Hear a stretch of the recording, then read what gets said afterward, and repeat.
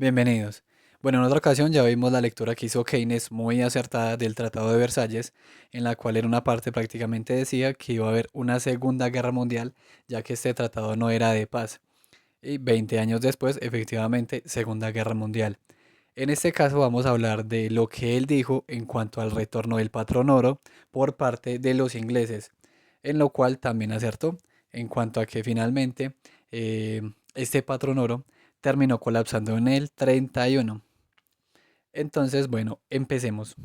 Keynes entonces no estaba de acuerdo con la adopción del patrón oro en Inglaterra en la década de los 20, mucho menos con la paridad que se quería fijar luego de la guerra.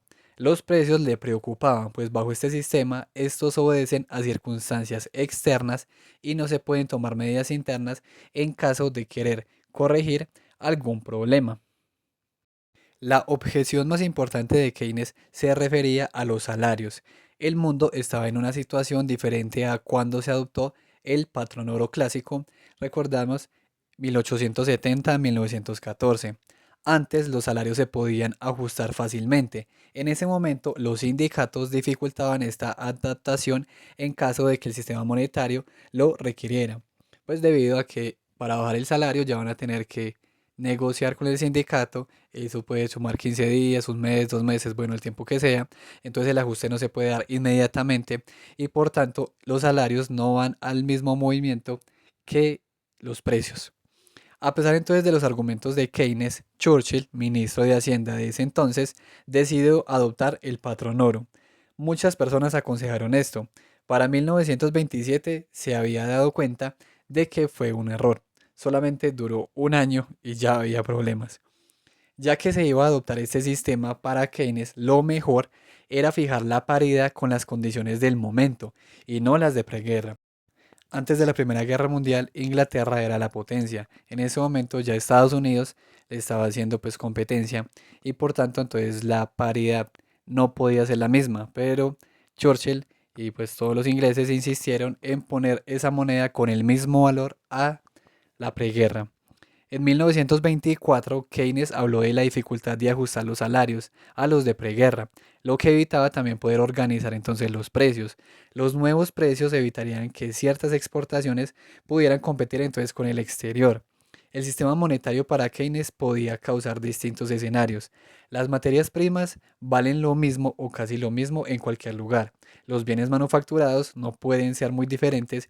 Y tercero, los bienes internos como vivienda y servicios pueden tener una diferencia inicial, pero con el tiempo deben ajustarse, debido a que hay bienes exportables protegidos y otros que no.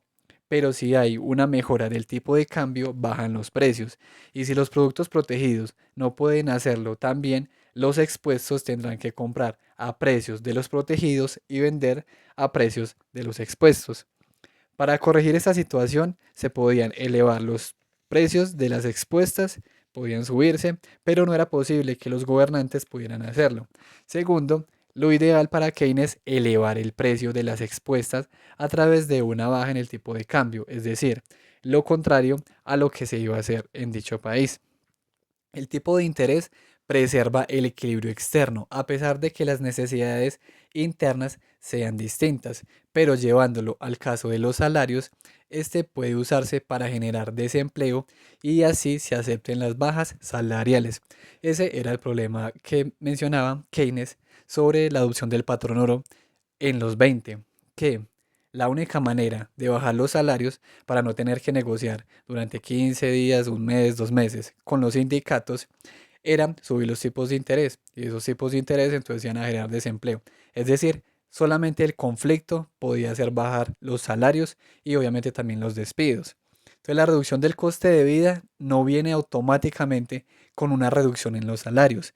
Con ello, las únicas medidas son entonces la presión, el desempleo y el conflicto. Por ejemplo, la producción del carbón tenía la mano de obra como su mayor coste. El Banco de Inglaterra creía que una deflación de precios, es decir, que bajen los precios, automáticamente reduciría los costes. Keynes tenía razón. Para 1926, las tensiones entre mineros y propietarios desataron una huelga que se volvió general porque lo que planteaba el Banco de Inglaterra estaba errado. Debido a esto, Inglaterra compitió entonces con Alemania y con Francia, que son sus vecinos casi, en inferioridad.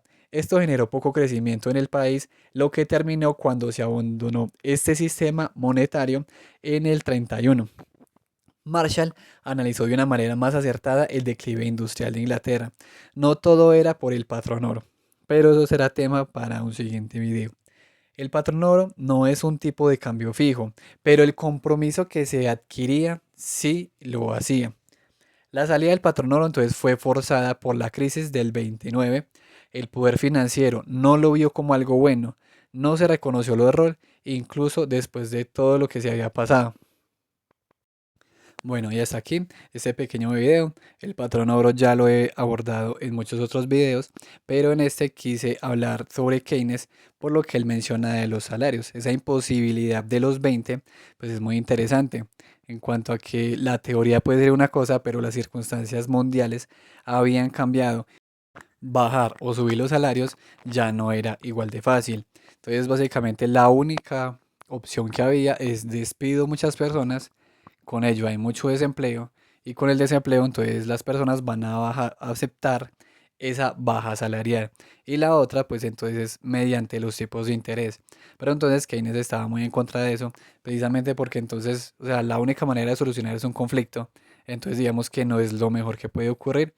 Además de que esa adopción por parte de Inglaterra, creyendo que su moneda valía lo mismo que antes de la Primera Guerra Mundial, básicamente colapsa en el 31 como ya hemos visto en septiembre.